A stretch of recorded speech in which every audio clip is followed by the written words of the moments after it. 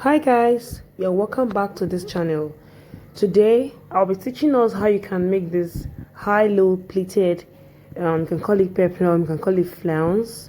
Okay, it's not the regular way of cutting your full circle or half circle. Okay, so it's called a high-low spiral flounce. So let's get started.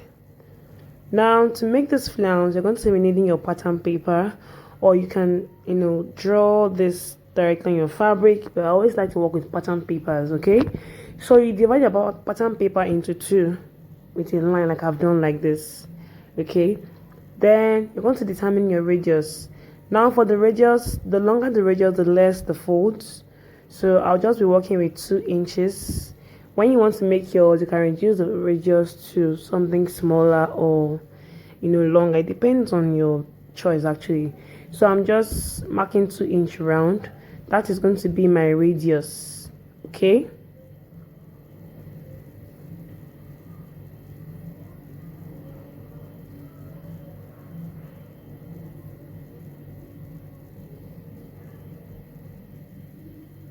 so I'll just connect all the points together. So I have 2-inch round from my center point.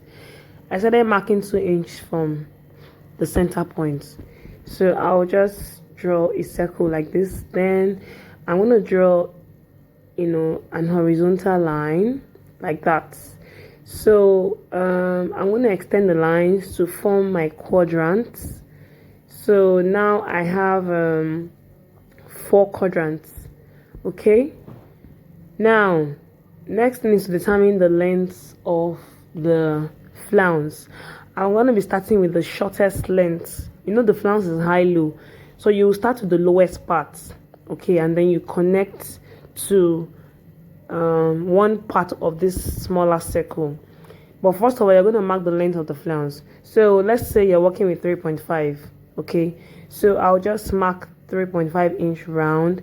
Then when I'm approaching the second quadrant, now this is 3.5 here. When I'm coming to the second quadrant here, I'll make it 4.5. You can increase yours, meaning that the circle is not even because it's getting wider. You get it? It's not even. That's why it's called a high-low. So here is 3.5 and here is 4.5. Then the third quadrant here, I can increase it to 4.5 or 5 inches. Okay, depending. So then just do 5.5. Okay, so as I move, I'll start increasing it to about 5. Okay, started from 4.5, then this is 5.5. Okay, so I'll just keep marking and then I'll just connect it. So you can see that the curve on the third quadrant is now longer than the second quadrant. Okay, now before we continue to extend it, okay, I'm going to mark 8 here.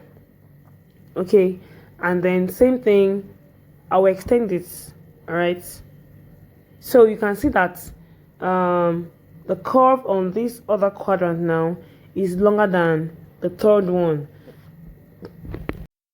That's how you continue, but this is our starting point here.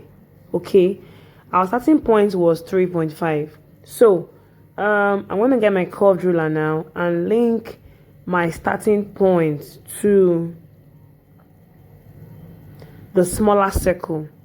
Okay, this is my starting point here, so I'll just link it to the smaller circle like this. Okay, yeah, so we can continue. So this is starts. Okay, starting point, which is 3.5. okay, now we have about 8 here. So on this the last quadrant here, you're also going to increase. So you keep increasing it depending on how long you want the flounce to be.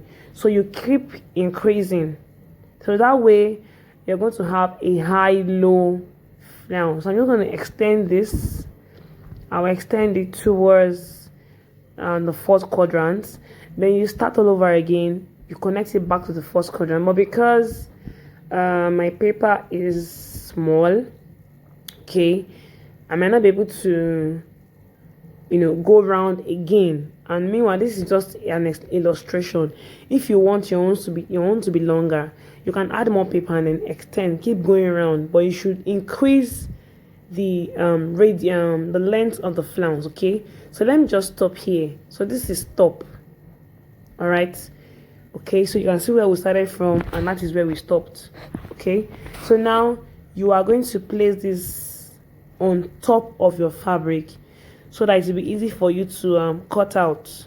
Okay, so what that means is you'd have added the length, your seam allowance, to the length of your flounce before you started marking it. Okay, so I started cutting from my the point where we stopped there. So I'll just cut and make sure you pin. Okay, it makes it easier for you to cut, and then the pattern is not separating from the fabric itself. So you just cut out, you keep cutting till you get to that point where I wrote stop. That is where the flounce stopped. Okay, so once you get here, I'll just cut out this excess first, then I want to repin my pattern.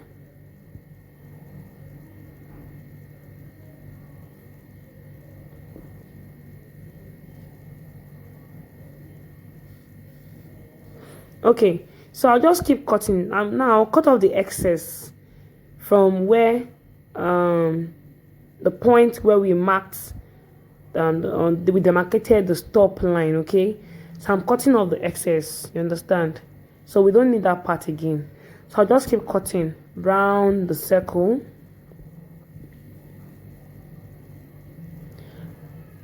Like that. I'll keep cutting.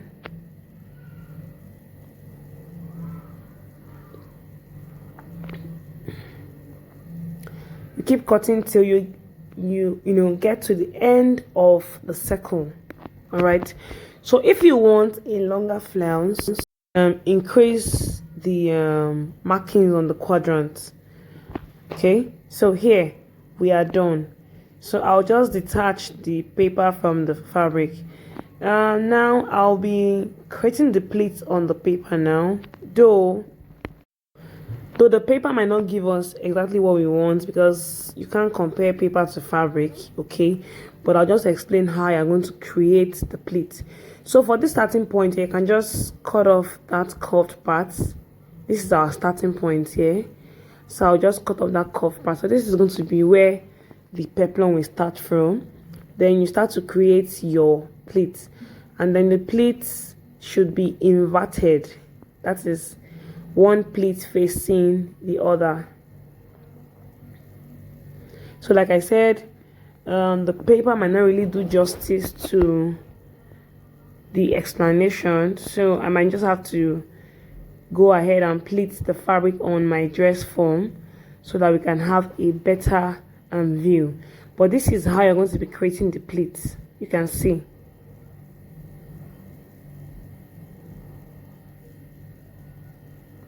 So I'm just pinning down the paper so that it will be easy to work with.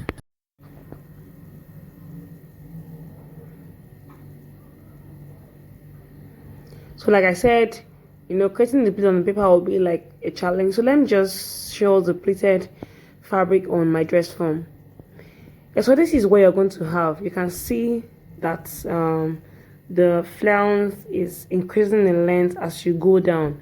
Meanwhile, this is a lightweight fabric, so it might not really show the effects, but the one in the picture looks like a more thicker fabric, and that one was lined, so it's more heavy, so it makes the pleats to be more pronounced. But the most important thing is you can see that the flounce is graduated. That is, the length is increasing from the starting point. So I hope you've been able to learn something in this tutorial. Thank you so much for watching, and do not forget to subscribe. Bye.